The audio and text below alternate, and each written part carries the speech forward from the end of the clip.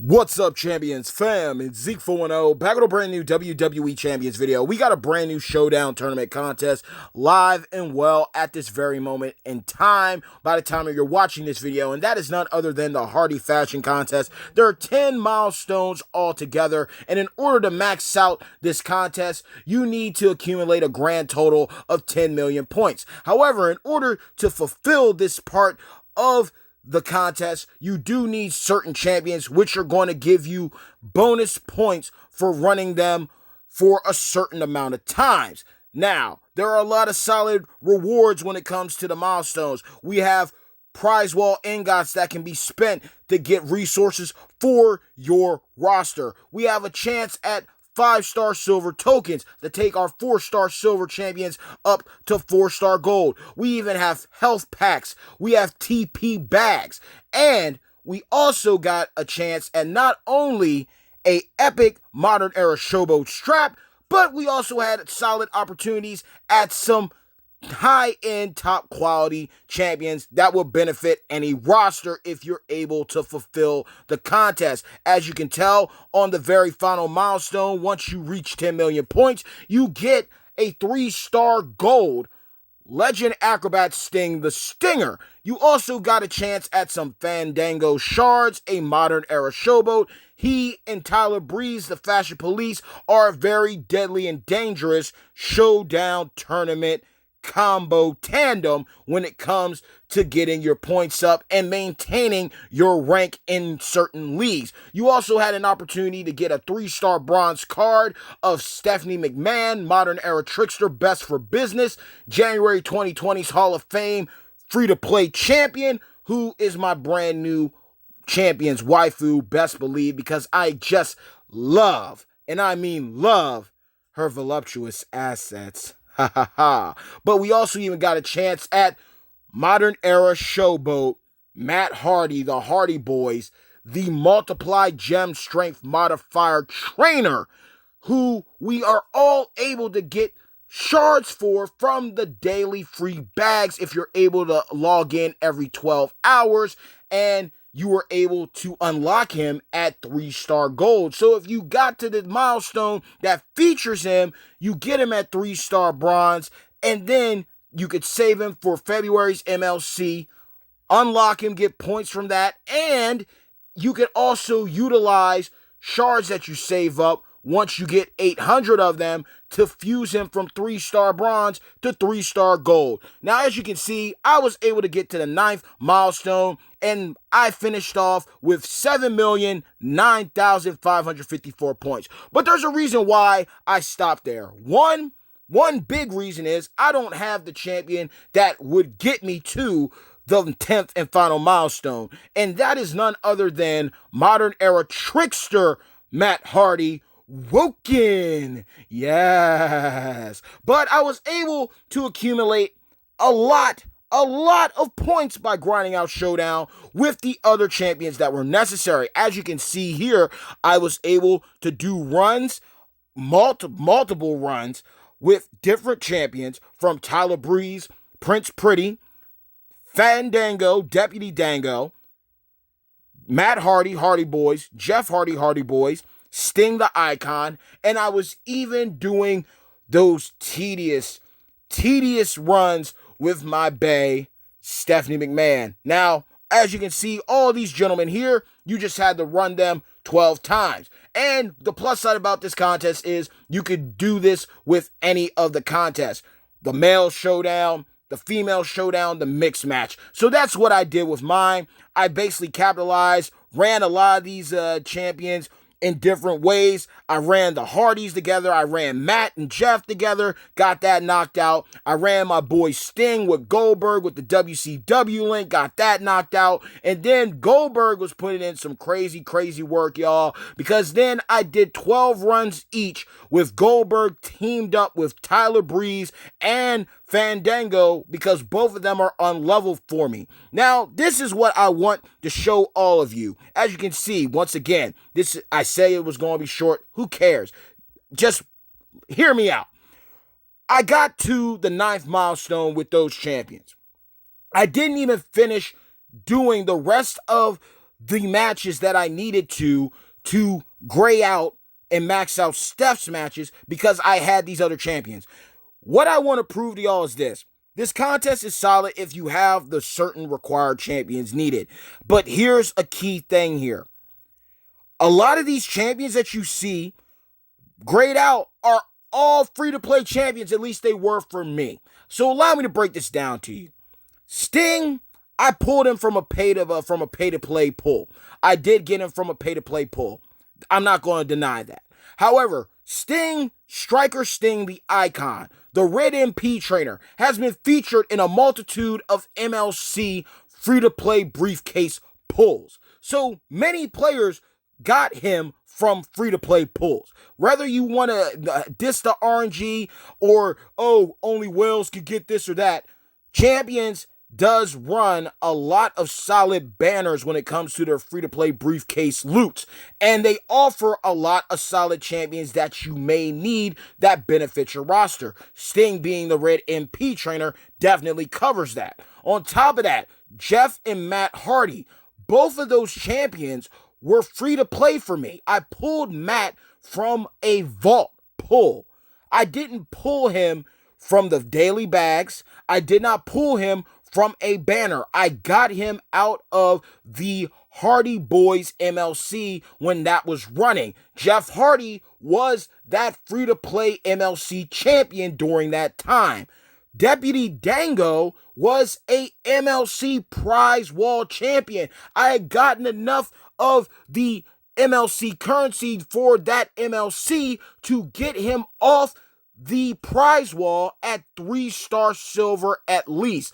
Tyler Breeze, I literally pulled from the latest Player's Choice edition where it offered 3-star or higher champions from a $20 pull. So he was the only champion, and Stephanie McMahon is the free-to-play champion for January 2020's Hall of Fame MLC.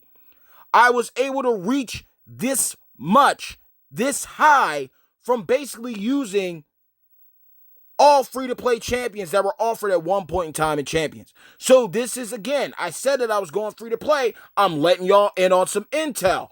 This was done with a majority of free-to-play units. I spent $20 and got Tyler Breeze. That was the only one that was pay-to-play out of this whole scenario. Well, outside of Sting. But the point is, Sting's been offered on banners since I pulled him, and you could have gotten him free to play. Now, this is why I also stopped at the 7 million ninth milestone. I was sitting on shards so that I could basically take up my boy Fandango from 3-star silver to 4-star bronze. Sometimes it's depending on the niche. Why go all in? Why spend disposable income to get Woken Matt Hardy to reach the 10th milestone? And yes, I do love Sting. Y'all know how I love my striker Sting. Why would I go all in and spend disposable income to get a 3-star gold champion when I can walk away with a 4-star bronze champion? Play it smart. That's all I'm saying. Just there's some logic to the madness. Just rock with me. On top of that, I also got that strap for him. So now Fandango has that epic strap, and that strap can go on my boy Matt Hardy. So things worked out. Things really worked out. But there were some things that I also noticed. We had a brand new update, and we got some new features with the titles. We get these brand new skill plates that are coming soon alongside legendary straps. And we got a new currency that we get 20 of every single month. You can only have a maximum of 20, so you can use them to unequip a skill plate. Now, from what I'm understanding from the skill plate situation, depending on the champion that has a skill plate equipped, you have four metal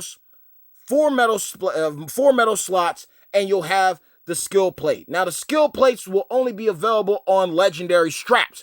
That's what I'm understanding. So the legendary strap will have 4 metal slots, and then you will also have your skill plate. So again, you got your takedown medals, you got your padded medals, your armor medals, your vitality medals, and then you're going to have this skill plate. From what I'm getting, these skill plates will not only give your champions top tier boosts, but they're also going to change how certain champions act. Now, I do not know what this means. So, for instance, maybe possibly, I'm not going to say his name, but you know how much I love him. Perhaps if I get a epic, or better yet, a legendary ruthless aggression trickster strap, I put it on the rated R superstar, right? Maybe possibly when I go into a match, maybe instead of him standing in the ring and doing his usual pose, maybe he'll come into the ring differently. Maybe he'll be standing on the ramp this time with his trench coat on and the pyrotechnics hit. Maybe if I tag team him up with Lita, maybe they have a different type of interaction with one another when they win or lose, depending. Certain champions are going to get certain types of traits from the different variants of plates equipped. But I gotta say this. None of this would have been possible. The majority of my grind would not have been possible had it not been for this tandem right here. Finally, like I mentioned in my past video, Stephanie McMahon, Vince McMahon, Shane McMahon, all variations of Triple H, they got the McMahon-Helmsley regime when it comes to Steph being teamed up with people. But let me tell you, this tandem right here was dangerous, absolutely deadly, and came through clutch a multitude of times. And on top of that, alongside that update, we also got something real cool, as you can tell right here. Everything's broken down to a T. You can see the bonuses and the benefits of your opponents as well as your roster. Everything is separated and sorted out so you can take care of business, know what you're going up against, know what offensive perks they got going on, what defensive stats they got going, any bonuses, additionals. You know what trainers and coaches they're running, what medals they got equipped. This is definitely good. It's not cluttered, it's properly organized, and I'm actually happy to see that WWE Champions is taking things to the next level and they're handling it quite well. Ultimately, there are going to be some pros and cons. You know, just like the mythos of Icarus. Sometimes we fly too close to the sun and our wings get scorched and we fall to the depths of the sea. I want to see champions fly straight, but at the same time, players also got to be realistic and take this with a grain of salt.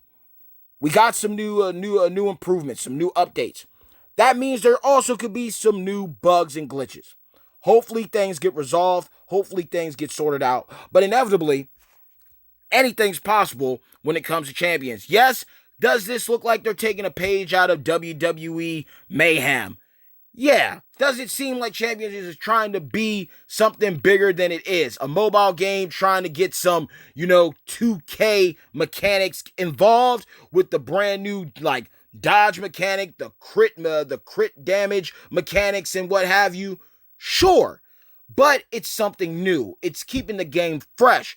Sure, it might seem like it's a little complex at first, but that's the point of games. Games evolve. Games are meant to develop.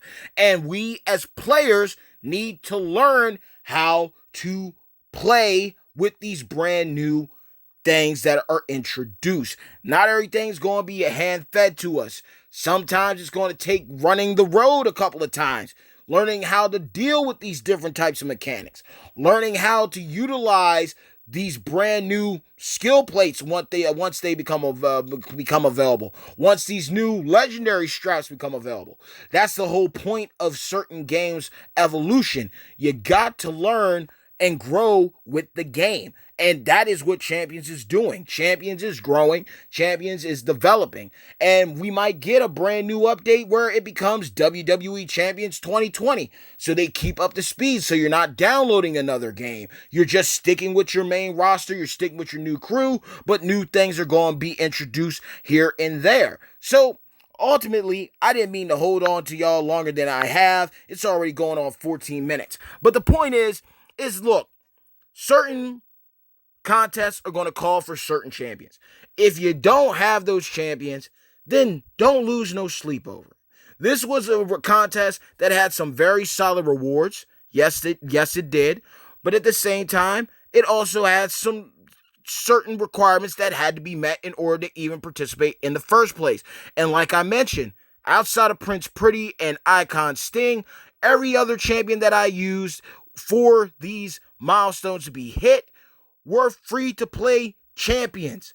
And again, Icon Sting, even though I pulled him from a pay-to-play loot, the same way I pulled Tyler Breeze from a pay-to-play loot, Sting's been offered in free-to-play briefcase loot banners. So that's something that y'all want to truly consider and keep in mind as you press onward with this game.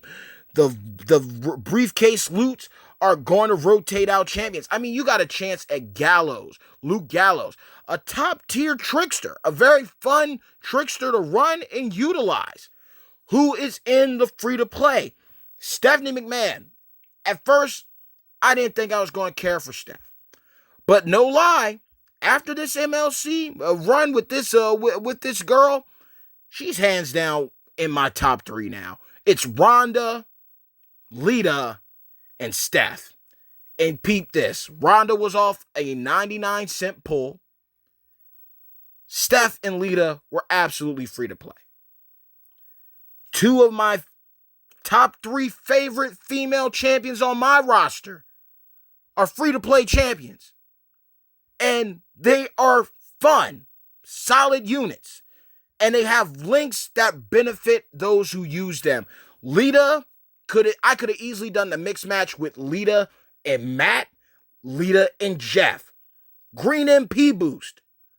And that's a solid link. But Stephanie has a link with her father, her brother, and her husband. And that link has nothing to do with MP.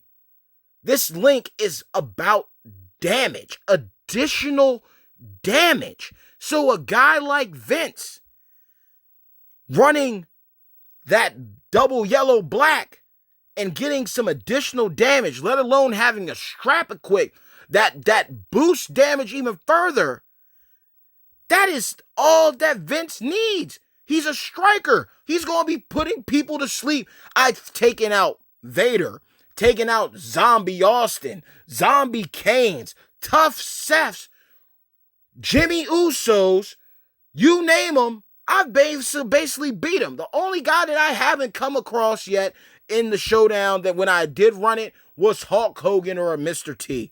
Outside of that, Vince was basically taking people down. And if it came to Steph getting tagged in, Vince's moves were able to get Steph's moves stacked. That Steph didn't even have an MP trainer on her the whole time, and she was able to deal enough damage and survive long enough for me to tag Vince in or for her to get the job done by herself due to the MLC perks and just having the tag link. So certain champions don't need an MP link to be dangerous. And this tandem right here did a lot of work, did a lot of damage for me, and I was able to hit the 9th milestone of this contest.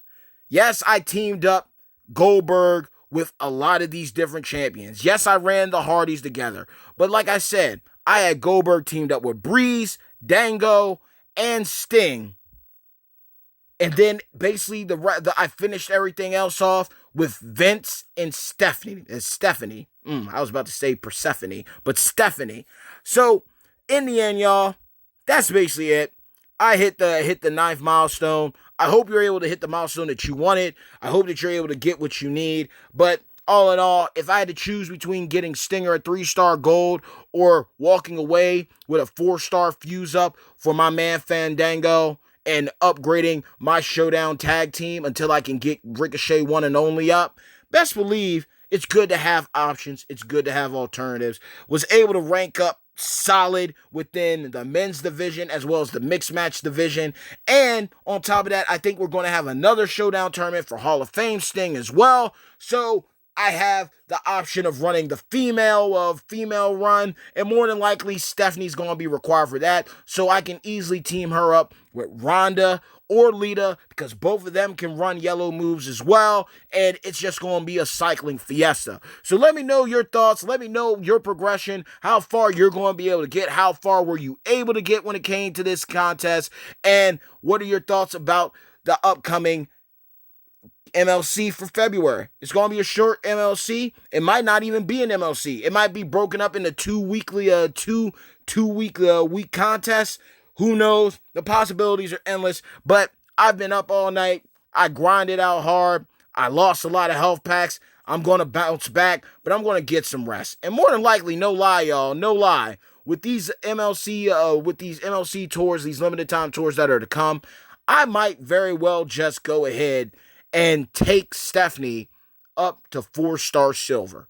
I just might take her up to 4-star silver because I like her that much, y'all. I'm not even lying, not even trying to like toot my own horn on this, but she is really solid if you give her an opportunity. I loved running her with the double blue and the yellow, making a giant board of purple Zawal Cardos, and now running the double yellow at 4-star, whether it's the double blue and the yellow, the double yellow and the purple.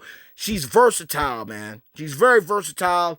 I like her. And if you got a chance to save and spare your trickster tokens and take up a solid free-to-play champion at the moment, I would go with her. In my opinion, she's kind of like a female free-to-play dead man taker. Maybe that was a reason why they showcased Dead Man Taker with the New Year, New Superstar contest.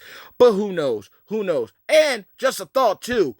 Daniel Bryan's Purple Gem Gen. You can use Ziggler for Yellow Gem Gen. But Dead Man Taker, you can also equip onto Stephanie, because once you get him over 5K, the initial board will have more purple gems on the board. Stephanie's a trickster. Just a thought. This video has been longer than needed. I'm about to go and get some sleep. I've said it already.